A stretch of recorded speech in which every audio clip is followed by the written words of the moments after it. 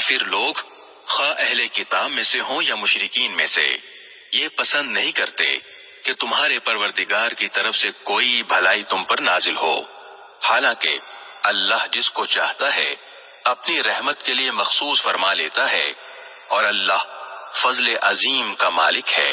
ہم جب بھی کوئی آیت منسوخ کرتے ہیں یا اسے بھلا دیتے ہیں تو اس سے بہتر یا اس جیسی آیت لے آتے ہیں۔ کیا تمہیں یہ معلوم نہیں کہ اللہ ہر چیز پر قدرت رکھتا ہے؟ کیا تمہیں یہ معلوم نہیں کہ اللہ وہ ذات ہے کہ آسمانوں اور زمین کی سلطنت تنہا اسی کی ہے، اور اللہ کے سوا نہ کوئی تمہارا رکھوالا ہے نہ مددگار؟ کیا تم یہ چاہتے ہو کہ اپنے رسول سے اسی قسم کے سوال کرو جیسے پہلے موسیٰ سے کیے جا چکے ہیں، اور جو شخص ایمان کے بدلے کفر اختیار کرے وہ یقیناً سیدھے راستے سے بھٹک گیا۔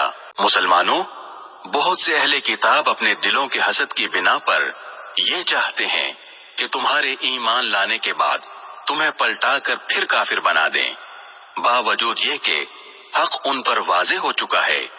چنانچہ تم معاف کرو اور درگزر سے کام لو یہاں تک کہ اللہ خود اپنا فیصلہ بھیج دے، بے شک اللہ ہر چیز پر قادر ہے۔ اور نماز قائم کرو اور زکوٰۃ ادا کرو، اور یاد رکھو کہ جو بھلائی کا عمل بھی تم خود اپنے فائدے کے لیے آگے بھیج دو گے اس کو اللہ کے پاس پاؤ گے، بے شک جو عمل بھی تم کرتے ہو اللہ اسے دیکھ رہا ہے۔ اور یہ یعنی یہودی اور عیسائی کہتے ہیں کہ جنت میں سوائے یہودیوں یا عیسائیوں کے کوئی بھی ہرگز داخل نہیں ہوگا، یہ محض ان کی آرزویں ہیں۔ آپ ان سے کہیے کہ اگر تم اپنے اس دعوے میں سچے ہو تو اپنی کوئی دلیل لے کر آؤ۔ کیوں نہیں؟ قاعدہ یہ ہے کہ جو شخص بھی اپنا رخ اللہ کے آگے جھکا دے اور وہ نیک عمل کرنے والا ہو اسے اپنا اجر اپنے پروردگار کے پاس ملے گا، اور ایسے لوگوں کو نہ کوئی خوف ہوگا اور نہ وہ غمگین ہوں گے۔ اور یہودی کہتے ہیں کہ عیسائیوں کے مذہب کی کوئی بنیاد نہیں، اور عیسائی کہتے ہیں کہ یہودیوں کے مذہب کی کوئی بنیاد نہیں، حالانکہ یہ سب آسمانی کتاب پڑھتے ہیں۔ اسی طرح وہ مشرکین جن کے پاس کوئی آسمانی علم ہی سرے سے نہیں ہے، انہوں نے بھی ان اہل کتاب کی جیسی باتیں کہنی شروع کر دی ہیں۔ چنانچہ اللہ ہی قیامت کے دن ان کے درمیان ان باتوں کا فیصلہ کرے گا جن میں یہ اختلاف کرتے رہے ہیں۔ اور اس شخص سے بڑا ظالم کون ہوگا جو اللہ کی مسجدوں پر اس بات کی بندش لگا دے کہ ان میں اللہ کا نام لیا جائے اور ان کو ویران کرنے کی کوشش کرے۔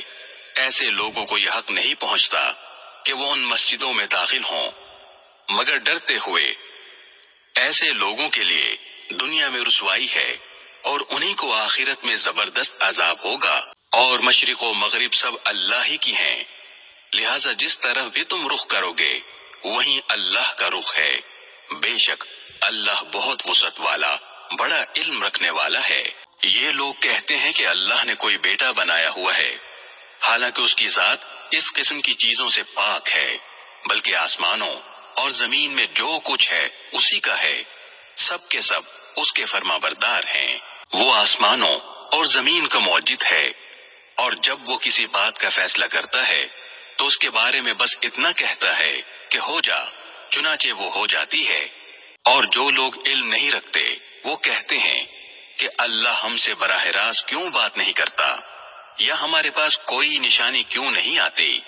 جو لوگ ان سے پہلے گزرے ہیں وہ بھی اسی طرح کی باتیں کہتے تھے جیسی یہ کہتے ہیں، ان سب کے دل ایک جیسے ہیں۔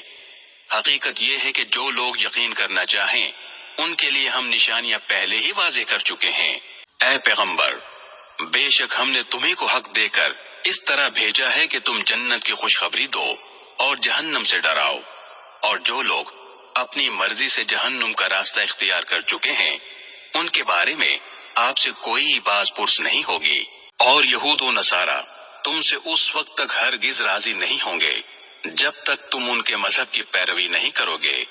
کہہ دو کہ حقیقی ہدایت تو اللہ ہی کی ہدایت ہے، اور تمہارے پاس وہی کے ذریعے جو علم آ گیا ہے، اگر کہیں تم نے اس کے بعد بھی ان لوگوں کی خواہشات کی پیروی کر لی تو تمہیں اللہ سے بچانے کے لیے نہ کوئی حمایتی ملے گا نہ کوئی مددگار۔ جن لوگوں کو ہم نے کتاب دی جبکہ وہ اس کی تلاوت اس طرح کرتے ہوں جیسا اس کی تلاوت کا حق ہے، تو وہ لوگ ہی در حقیقت اس پر ایمان رکھتے ہیں، اور جو اس کا انکار کرتے ہوں تو ایسے لوگ ہی نقصان اٹھانے والے ہیں۔